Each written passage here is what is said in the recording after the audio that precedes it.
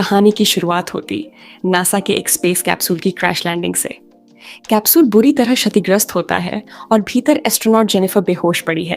Rescue team तुरंत उसे बाहर निकालती है, बोट पर लेकर उसे अस्पताल पहुंचाया जाता है। कुछ समय बाद जेनिफर को होश आता है, उसका सिर घूम रहा है।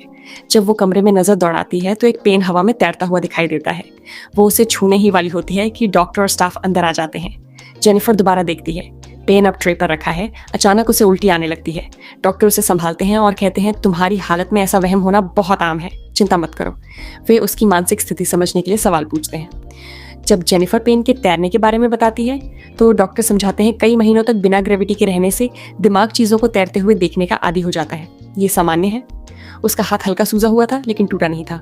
लैंडिंग के समय चोट लगी थी। डॉक्टर्स उससे पूरी घटना पूछते हैं। जेनिफर बताती है कि मिशन कंट्रोल ने उसे एक विशेष लोकेशन दी थी और सब कुछ ठीक चल रहा था, लेकिन अचानक उसका कैप्सूल किसी चीज से टकराया और तेजी से गिरते वक्त वो बेहोश हो गई। डॉक्टर्स बताते हैं कि कैप्सूल पर किसी वस्तु ने तेज प्रहार किया था। उसका हेलमेट भी टूटा मिला था। संभव था कि अंतरिक्ष में तैरता कोई उल्कापिंड का टुकड़ा उससे टकरा गया हो। उसके सूट से मिले पार्टिकल्स जांच के लिए भेज दिए गए। कुछ देर बाद उसके पति जॉन और बेटी इजी उससे मिलने आते हैं, लेकिन क्वारंटाइन के कारण वे केवल शीशे के पीछे से ही बात कर सकते हैं। उसके पिता विलियम भी पहुंचते हैं। जेनिफर को बताया जाता है कि जैसे ही उसका कैप्सूल पृथ्वी के वातावरण में आया, बहुत अजीब और अनजान फ्रीक्वेंसीज रिकॉर्ड हुई। इसलिए अब सरकार भी नासा के साथ मिलकर जांच करेगी। उसकी सुरक्षा के लिए सरकार एक विशेष घर तैयार करती है, एक ऐसी जगह जो जनता और मीडिया की पहुंच से बहुत दूर है। सरकार जेनिफर को एक बेहद सुरक्षित और गुप्त घर में ले जाती है। ये वही जगह है जिसे 1950 के दशक में वेपन टेस्टिंग के लिए बनाया गया था और अब खास व्यक्तियों को रखने के लिए प्रयोग किया जाता है। मिशेल उसे घर दिखाती हैं। घर शांत, आधुनिक और तकनीक से भरा हुआ है। बाहर एक बड़ा टेलीस्कोप भी लगा है ताकि जेनिफर अंतरिक्ष को मिस न करे। लेकिन जैसे ही जेनिफर टेलीस्कोप से देखने की कोशिश करती है, अचानक एक तेज चीख जैसी आवाज उसके दिमाग में गूंजती है। उसके सिर में भयंकर दर्द होता है और उसे कुछ अजीब टुकड़ों जैसी तस्वीरें दिखने लगती हैं। मिशेल तुरंत उसे संभालती हैं और कहती हैं, ये बिल्कुल सामान्य है, ठीक होने में समय लगेगा। अगर नाक से थोड़ा खून आए या अलग अलग चीजें तैरती दिखें, ध्यान मत देना। 2 महीने बाद तुम्हारा फाइनल टेस्ट होगा। अगले कुछ दिनों तक रोज सुबह डॉक्टर जेनिफर की जांच करते रहते हैं। एक दिन उसे अचानक बहुत तेज सिर दर्द होता है। वो हाथ की बैंडेज हटाती है तो देखती है निशान पहले से बड़ा और गहरा हो चुका है। उसी समय उसकी दोस्त वैल का वीडियो कॉल आता है। बात करते समय जेनिफर अचानक खिड़की की ओर देखने लगती है, जैसे किसी छाया को देख रही हो। वैल घबरा कर कहती है, जेनिफर इधर देखो, क्या हुआ? जेनिफर कहती है कि बाहर कोई है। कैमरा बदलने पर सचमुच एक परछाई भागती दिखती है। वैल उसे सलाह देती है, अपने लक्षण थोड़े कम बताना डॉक्टरों को, वरना तुझे और देर तक घर में बंद रख देंगे। कॉल के बाद घर की लाइट्स टिमटिमाने लगती हैं। एक कमरे से तेज आवाज आती है। जेनिफर वहां जाती है तो जमीन पर पानी और मिट्टी फैली होती है और दरवाजा खुला मिलता है। वो बाहर जाकर टेलीस्कोप से जंगल की ओर देखती है। झाड़ियों में कोई हरकत होती है, फिर गायब हो जाती है। वो एक पत्थर उधर फेंकती है, लेकिन असल खतरा उसके घर की छत पर मौजूद था, जिसे वो देख नहीं पाती। पलक झपकते ही उसके दिमाग में वही तेज आवाजें और टूटी फूटी यादें आने लगती हैं। अगली सुबह जब वो उठती है, बैंडेज गायब होती है और निशान पहले से भी ज्यादा फैल चुका है। रसोई में ब्रेकफास्ट बनाते समय उसने देखा कि एक अंडा हवा में तैर रहा है। वो अंडे को छूती है, वो हिलने लगता है, हाथ हटाती है, फिर भी तैरता रहता है। जैसे ही डॉक्टर अंदर आते हैं, अंडा गिरकर टूट जाता है। डॉक्टर्स को कुछ शक होता है और वे दोबारा गहन टेस्ट शुरू कर देते हैं। टेस्ट खत्म होने के बाद जेनिफर जॉन को कॉल करती है। वो कहती है, जब मैं ठीक हो जाऊंगी हम तीनों कहीं घूमने चलेंगे, पर जॉन मना कर देता है। वो कहता है, इजी कंफ्यूज हो जाएगी, उसे लगेगा कि हम साथ हैं, बाद में तलाक होगा तो उसे और दुख होगा। ये सुनकर जेनिफर टूट जाती है। यह स्पष्ट होता है कि इजी अडॉप्टेड है और जेनिफर और जॉन एक दूसरे से दूर होते जा रहे हैं, क्योंकि जेनिफर हमेशा काम में डूबी रहती है।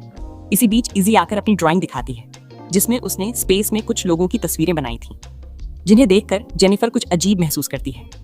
बाद में जेनिफर जंगल में जाती है। वहां उसे तेज आवाज सुनाई देती है और कुछ लोग उसे ढूंढते हुए दिखाई देने जैसी झलक मिलती है। जब सब शांत हो जाता है, उसे जमीन में दबी एक तार दिखाई देती है। वो उसे फॉलो करती है और एक पत्थर तक पहुंचती है।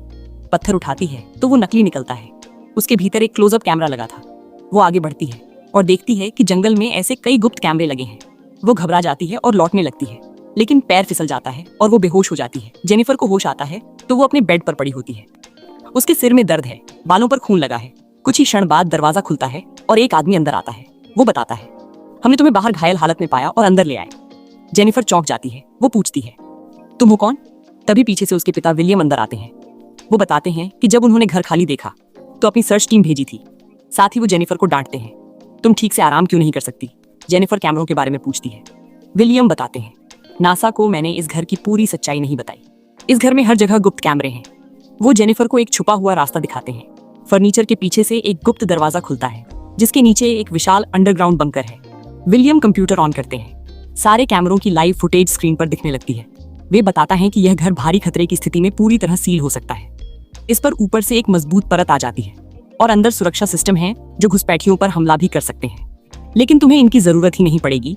विलियम जाते ही स्क्रीनें ग्लिच करने लगती हैं। जेनिफर अपने हाथ पर नजर डालती है। निशान अब बांह से होकर और ऊपर बढ़ चुका था। वो उसकी फोटो लेकर अपनी दोस्त वैल को भेजती है। वैल कहती है, इसे आइसिंग कर, ठीक हो जाएगा। लेकिन ये बिल्कुल सामान्य नहीं था। शाम को जेनिफर जकूजी में रिलैक्स कर रही होती है। अचानक हवा रुक जाती है। शांत वातावरण में एक तेज अजीब आवाज गूंजती है। महज एक सेकंड बाद हवा फिर से तेजी से चलती है। डरी हुई जेनिफर अंदर चली जाती है। वो जॉन को कॉल करती है लेकिन कॉल रिसीव नहीं होता। फिर लाइट्स तेजी से झपकने लगती हैं। वो टॉर्च लेकर बालकनी में जाती है। कुछ नहीं दिखता। जैसे ही वो वापस आती है लाइट्स पूरी तरह बंद हो जाती हैं और दरवाजे पर एक भयानक आकृति। कुछ सेकंड वो वहीं जमी रहती है। पलक झपकते ही मॉन्स्टर गायब। लाइट्स फिर ऑन। वो दरवाजा खोलकर बाहर जांचती है। कुछ नहीं मिलता। डरी हुई वो अंदर आकर अलार्म ऑन करती है और दरवाजा लॉक कर देती है। जेनिफर बेडरूम की ओर बढ़ ही रही होती है कि घर की एआई आवाज देती है। घर के अंदर कोई है। लॉकडाउन शुरू हो रहा है। तुरंत मेटल पैनल ऊपर उठकर खिड़कियों और दरवाजों को पूरी तरह सील कर देते हैं। जेनिफर घर के अंदर फंस जाती है।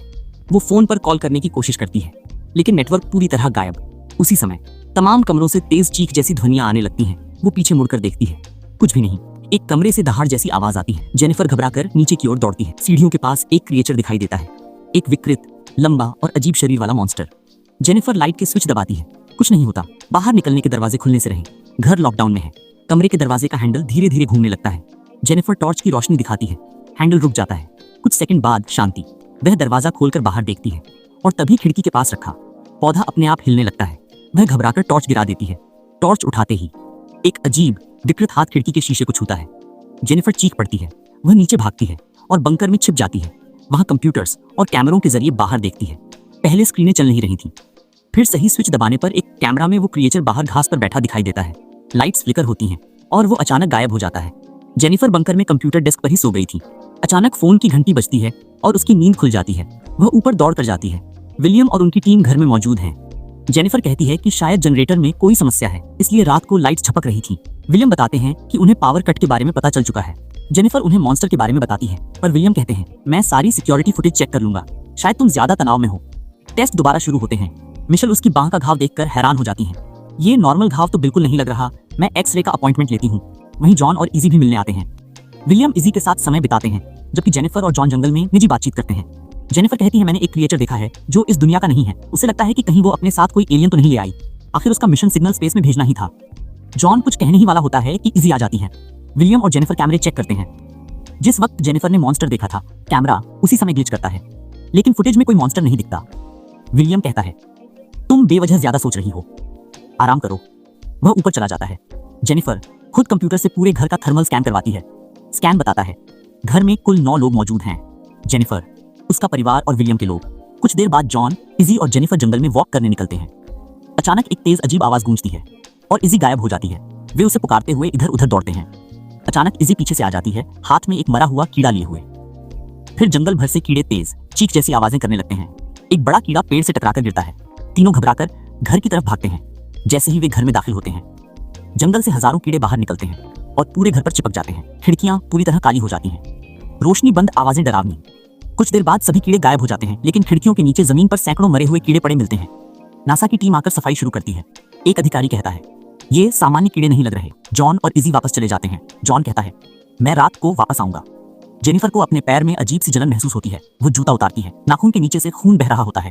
वह बाथरूम में जाकर मोजे उतारती है और देखती है कि घाव अब पूरे पैर तक फैल चुका है। जैसे ही वह नाखून को हल्का सा छूती है वह उखड़कर गिर जाता है। जेनिफर दर्द से चीख उठती है। वह पैर पर बैंडेज बांधकर बर्फ से सेकती है। लाइट्स फिर से झपकने लगती हैं। जेनिफर दरवाजे के सामने एक टेबल लगा देती है। वो इंटरनेट पर कीड़ों की अजीब घटनाओं के बारे में खोजती है। उसे तस्वीरें मिलती हैं जिसमें लोगों के शरीर पर बिल्कुल उसके जैसे ही निशान है। वह महसूस करती है कि कोई चीज उसकी कमर पर रेंग रही है। वह तुरंत बाथरूम की ओर भागती है। आईने में देखती है, निशान अब हथेली से कंधे तक फैल चुका है। लाइट्स फिर झपझपाती हैं। जेनिफर अलार्म एक्टिव करती है और नीचे की ओर भागती है। अजीब आवाजें हर तरफ से आ रही हैं। दूसरा लॉकडाउन और मॉन्स्टर्स का प्रवेश। उसी समय जॉन का कॉल आता है। वो कहता है कि वो घर की ओर आ रहा है। जेनिफर रोते हुए पूछती है, क्या मैं एक अच्छी माँ हूँ? Lights bar bar on off हो रही हैं। एआई की आवाज गूंजती है। लॉकडाउन सक्रिय किया जा रहा है। घर फिर से धातु की परतों से बन जाता है। जेनिफर बताती है, जॉन, घर में कुछ है, कोई प्राणी दोबारा आ गया है। आवाजें और करीब आने लगती हैं। जेनिफर बंकर की ओर बढ़ती है, लेकिन तभी कमर में तीखा दर्द उठता है और वह सीढ़ियों से लुढ़कते हुए नीचे गिर जाती है। उसके हाथ पर कोई चिपचिपा पारदर्शी जेल लगा होता है। उसका फोन टूट चुका है। ऊपर से आवाजें आ रही हैं। वह कंप्यूटर की ओर भागती है। स्कैन रिपोर्ट कहती है, घर में 2 लोग हैं, तुम और एक अनजान आदमी। कैमरे गड़बड़ाते हैं। स्क्रीन पर मॉन्स्टर घर के अंदर दिखाई देता है। जेनिफर स्क्रीन बंद करती है। दूसरा स्कैन, ऊपरी मंजिल पर 2 लोग, दोनों मॉन्स्टर्स। वो सीलिंग में लगे सिस्टम एक्टिव करती है। धुआं निकलने लगता है, लेकिन आवाजें किचन की ओर आ जाती हैं। जेनिफर फर्नीचर के नीचे छुप जाती है और ओवन की परछाई में मॉन्स्टर को देखती है। वो उसे नहीं देख पाता और आगे बढ़ जाता है। जैसे ही जेनिफर दरवाजे की तरफ बढ़ती है, एक दूसरा मॉन्स्टर प्रकट होता है। उसे फिर छिपना पड़ता है। फिर मौका देखकर वह वहां से भागती है। बाथरूम में घुसकर फर्नीचर से दरवाजा रोकती है। उसके हाथ पर मौजूद चोट अब भयंकर रूप ले चुकी थी। स्किन के नीचे अजीब पदार्थ दिखाई दे रहा था। मॉन्स्टर्स दरवाजा तोड़ने की कोशिश करते हैं। जेनिफर शावर एरिया में छुप जाती है। उसे वेंट दिखता है। वह जोर से किक मारकर पैनल तोड़ती है और वेंट के अंदर सरक जाती है। जेनिफर वेंट से बाहर निकलकर एक अंधेरे जंगल में पहुंचती है।